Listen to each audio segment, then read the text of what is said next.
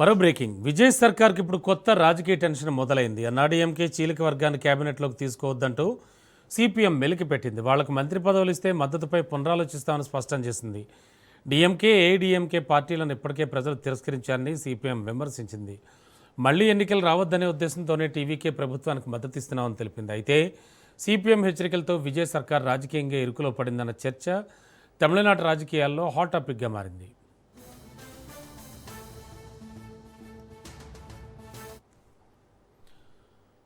మరో బ్రేకింగ్ చూస్తున్నాం. విజయ్ సర్కార్కి ఇప్పుడు కొత్త రాజకీయ టెన్షన్ మొదలైంది. అన్నాడీఎంకే చీలిక వర్గాన్ని కేబినెట్లోకి తీసుకోవద్దంటూ సిపిఎం వెలికి పెట్టింది.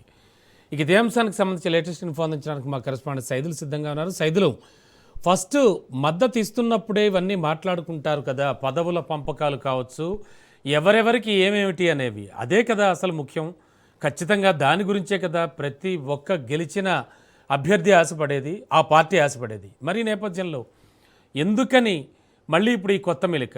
విజయ్ సర్కార్ని కొనసాగించే ఉద్దేశం లేదంటారా వీళ్ళకి? అదే కనిపిస్తుంది రమణ. ఎందుకంటే టీవీకే పార్టీకి సిపిఎం, సిపిఐకి 2 స్థానాలు, సిపిఎంకి 2 స్థానాలు, 4 ఎమ్మెల్యేలు, నలుగురు ఎమ్మెల్యేలు ఉన్నారు. సో వీరందరూ కూడా టీవీకే పార్టీకి మద్దతు ఇచ్చారు. అయితే గవర్నర్ అక్కడ అవలంబిస్తున్నటువంటి తీరు, రాష్ట్రపతి పాలన, ఈ యొక్క పరిపాలన రాకుండా ఉండేందుకు మేము టీవీకే పార్టీకి మద్దతు ఇస్తున్నామని చెప్పేసి లెఫ్ట్ పార్టీలు అధికారిక ప్రకటన చేశాయి. అయితే ఏఐడిఎంకే చీలిక వర్గం, షణ్ముగం వర్గం 23 మంది ఎమ్మెల్యేలు అసెంబ్లీ సాక్షిగా టీవీకే పార్టీకి మద్దతు తెలిపారు. సో వారు మంత్రి పదవులు ఆశిస్తూ ఉన్నారు. వారికి మంత్రి పదవులు ఇచ్చేందుకు టీవీకే పార్టీ సన్నద్ధమవుతుంది. రేపు మంత్రివర్గ విస్తరణ ఉన్నది. ఇప్పటికే గవర్నర్ ఆర్లేకర్ కేరళ నుంచి ఈరోజు తమిళనాడుకు వచ్చే అవకాశం అయితే కనిపిస్తుంది. ఎందుకంటే కేరళలో ముఖ్యమంత్రిగా ప్రమాణ స్వీకారం అయిపోయింది, మంత్రుల ప్రమాణ స్వీకారం అయిపోయింది, యూడిఎఫ్ కూటమికి సంబంధించి. సో అది ముగించుకొని ఈరోజు తమిళనాడుకి ఆర్లేకర్ వచ్చే అవకాశం అయితే తమిళనాడు ఇన్ఛార్జి గవర్నర్గా ఆయన కొనసాగుతున్నారు కాబట్టి. సో రేపు మంత్రివర్గ విస్తరణ లోక్భవన్లో ఉండే అవకాశం ఉన్న నేపథ్యంలో ఏఐడిఎంకే చీలిక వర్గం, షణ్ముగం వర్గానికి మంత్రి పదవులు ఇచ్చేందుకు టీవీకే పార్టీ అనుకూలంగా కొంచెం ఉన్నది. సో అందులో భాగంగా వారికి మంత్రి పదవులు ఇస్తే మేము టీవీకే పార్టీకి మద్దతు ఉపసంహరించుకుంటామని సిపిఎం మెలిక పెట్టింది. ఏఐడిఎంకే ఎన్డీఏ కూటమిలో మొన్నటి వరకు కొనసాగింది అని ఇప్పుడు టీవీకే పార్టీకి మద్దతు ఇస్తే, అంటే మద్దతు ఆల్రెడీ ఇచ్చినప్పటికీ కూడా సో మంత్రివర్గంలో వారికి చోటు కల్పిస్తే సిపిఎం వెంటనే మద్దతు ఉపసంహరించుకుంటుంది అని కూడా షణ్ముగం, సిపిఎం పార్టీ రాష్ట్ర కార్యదర్శి పేరు కూడా షణ్ముగమే. సో అదేవిధంగా ఏఐడిఎంకే చీలిక వర్గంలో ఉన్నటువంటి కీలకమైన వ్యక్తి పేరు కూడా షణ్ముగమే. సిపిఎం పార్టీ రాష్ట్ర కార్యదర్శి షణ్ముగం ఇదే అంశాన్ని టీవీకేకి చెప్పినట్టు తెలుస్తుంది.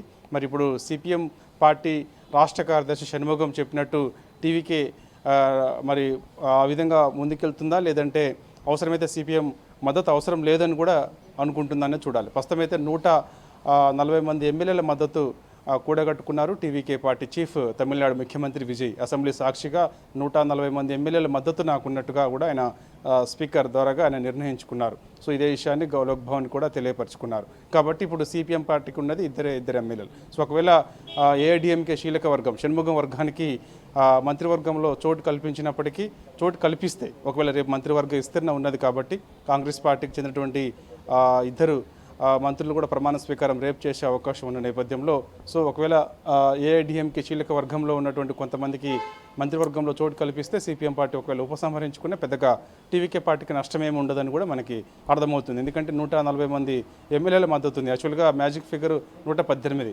తర్వాత మనకి ఈసీకే కానీ, ఐయుఎంఎల్ పార్టీ, ఏఎంఎంకే కానీ, అదేవిధంగా Congress, Indian national Congress, INC కానీ, సో ఇట్లా ఈ అన్ని పార్టీల మద్దతు కూడగట్టుకున్న తర్వాత యాక్చువల్గా విజయ్కి 120 మంది ఎమ్మెల్యేల మద్దతు ఉంది. ఎందుకంటే 107 మంది ఎమ్మెల్యేలు మాత్రమే టీవీకే పార్టీకి మొదటి అందరికీ తెలుసు. 108 గెలిచినప్పటికీ తిరుచి ఈస్ట్ నుంచి విజయ్ రాజీనామా చేసే అవకాశం ఉంది. ఆయన పెరుంబూరు ఎమ్మెల్యేగా కొనసాగే అవకాశం ఉన్న నేపథ్యంలో 107 మందికి వస్తారు. తర్వాత ఇక కాంగ్రెస్ పార్టీకి చెందినటువంటి 5 ఎమ్మెల్యేలు, తర్వాత ఈసీకే పార్టీకి చెందినటువంటి 2 ఎమ్మెల్యేలు, తర్వాత ఐయుఎంఎల్ పార్టీకి చెందినటువంటి 2 ఎమ్మెల్యేలు, సిపిఐ చెందినటువంటి 2 ఎమ్మెల్యేలు, సిపిఎం పార్టీకి చెందినటువంటి 2 ఎమ్మెల్యేలు, తర్వాత ఏఎంకే ఒక ఎమ్మెల్యే. సో ఇట్లా ఐయుఎంఎల్ పార్టీకి చెందినటువంటి ఎమ్మెల్యేలు. సో వీళ్ళందరూ కూడా మద్దతు కూడా కట్టుకున్న తర్వాత 120 మంది ఎమ్మెల్యేల మద్దతు ఉన్నట్టు గవర్నర్ దగ్గర లిస్టు చూపించారు. సో ఆ తర్వాత ప్రభుత్వం ఏర్పాటుకు గవర్నర్ ఆహ్వానించారు. సో అది తర్వాత ఇక మే 13వ తారీఖు రోజు అసెంబ్లీలో బల నిరూపణ చేసుకోవాల్సిన అవసరం ఉందని కూడా గవర్నర్ ఆదేశాలు ఉన్నాయి. ఆ తర్వాత బల నిరూపణలో భాగంగా దాదాపుగా 140 మంది ఎమ్మెల్యేల మద్దతు కూడగట్టుకున్నారు టీవీకే చీఫ్ తమిళనాడు ముఖ్యమంత్రి విజయ్.